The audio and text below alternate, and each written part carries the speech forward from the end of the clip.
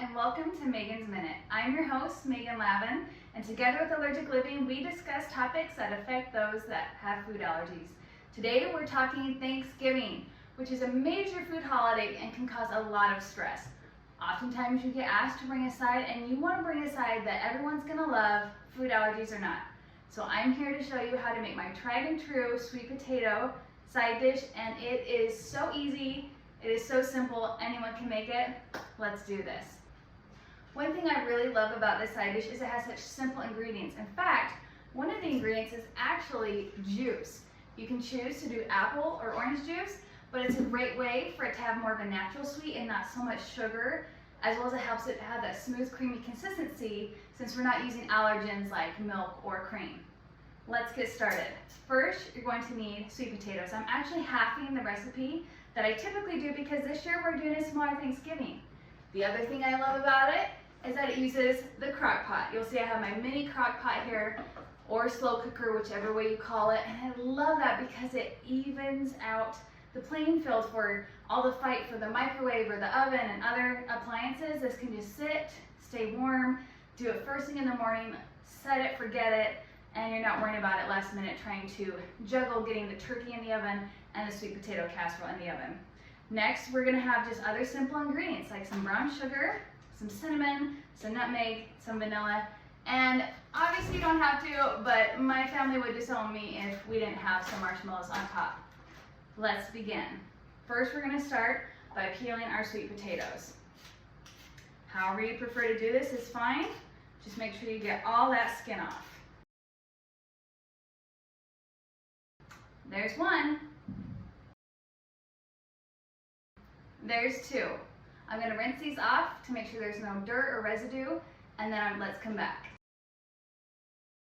Next, don't worry about getting it perfectly uniform, but you are going to want to chop this into smaller pieces. Obviously, you don't have to do a fine dice, but you want them about equal so that way they'll all cook at the same speed. And you want it small enough that they can cook within however allotted time you want. Like I said, you can do this first thing in the morning and let it sit all day, or you can do it just like a 2 to 4 hour, whatever works with your Thanksgiving prep schedule. Just giving this a rough dice, and then we'll move on to the next step. Okay, there's one. Last one. You know, sometimes I think we overcomplicate Thanksgiving. We think it has to be, you know, these super fancy things that we see online, and there's nothing wrong with just classic flavors. I love the sweet potato casserole because it is sweet, but it also has that touch of vanilla, the warming spices with the cinnamon and the nutmeg. You just can't go wrong with the classics. Sometimes we don't need to be overly fancy.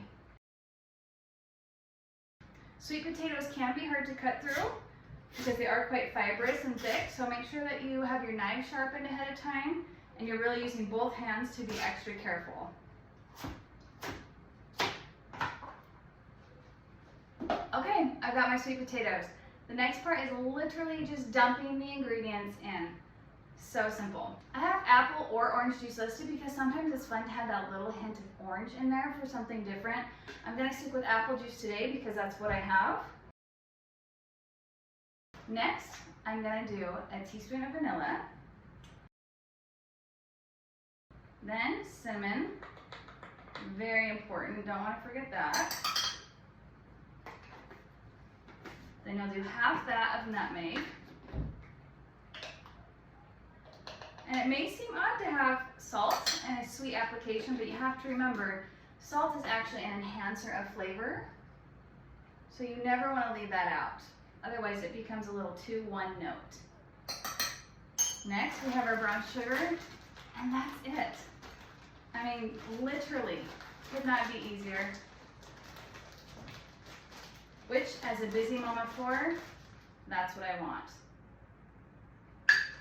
Okay, all we've got to do now is go plug this in and be a little patient.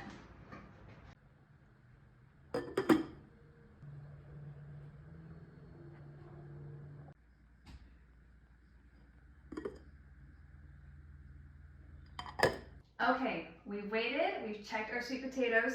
You've taken your fork and you've stabbed at them and the fork easily sliced through them, meaning they are fork tender and they are ready to prepare. Like I mentioned, these could sit as long as you need them to, but I'm ready to dig in, so let's finish this up. The next tool you're going to need is some beaters. I like just the cheap handheld ones. You don't need anything fancy here, and I'm especially lazy because I just stick them right in my slow cooker.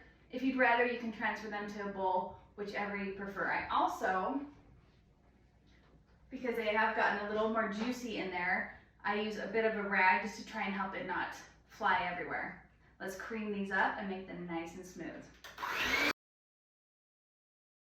As you see, it only takes a few seconds because they have been cooked low and slow that they just pretty much melt once you put the beaters to them. Now you could end right there if you're wanting an extra healthy Thanksgiving side, but for my kids, and let's be honest, me too, no sweet potato casserole is complete without putting some marshmallows on top. Now, I do want to specify you don't want to do this step until you're ready to eat because the marshmallows will melt and you won't be able to see them for the presentation. My kids are always like, where'd the marshmallows go? Because they will melt because the sweet potatoes are so hot.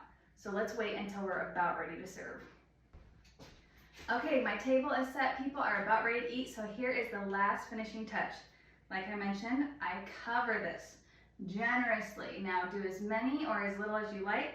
I like a nice, thick, gooey marshmallow crust, so I like to do quite a bit. Recognize, though, that the marshmallows will expand when they get hot, but I say the more the merrier. It is a food holiday afterwards. I'm pretty sure I heard calories don't count on Thanksgiving, right? And then again, you know me, I'm all about minimal dishes, minimal effort. I take this inner lining out of my slow cooker crock pot. I don't know that this is necessarily kosher. Read your individual instructions for your individual make and model. And I take this and I go put it right in my oven. Again, such little dishes, such little prep. I already have my oven set to broil. I make sure that I've moved the grates to where the full pan can sit in the oven and it will get that crispy, brown, golden, like it just come from a campfire. Let's try it. Be sure to watch it closely. It only takes a minute or two. It happens fast. Oh, the marshmallows smell so good and toasty. You gotta come get a picture of this. Come check out how good this looks.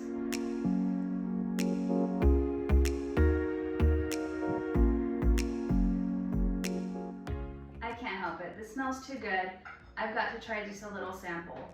Besides, that's the cook's prerogative, right? If we go to the trouble to make it, we get to enjoy it first, right? Oh, the notes of cinnamon and nutmeg mixed with those sweet marshmallows. It's creamy, it's soft, you'd never know there's not dairy in it. There's a reason why this is my husband's literal favorite side dish every Thanksgiving. It's the thing he looks forward to the most. I know you're gonna start looking forward to it too. I've been making it for at least a decade, and I can't wait for it to grace your home table. Remember, Thanksgiving, of course, you know me, I'm a foodie. I love food, but it's also about the people you spend your time with. I hope that you have a happy and safe Thanksgiving. Thanks for watching. Remember, we don't just do cooking videos. We talk about emotional aspects. We talk about birthday parties and trick-or-treating and family members, all things Allergic Living. You can check out all my previous videos on Allergic Living's IGTV or their YouTube channel. I know it will be super helpful to you. Thanks for tuning in. We'll see you next time.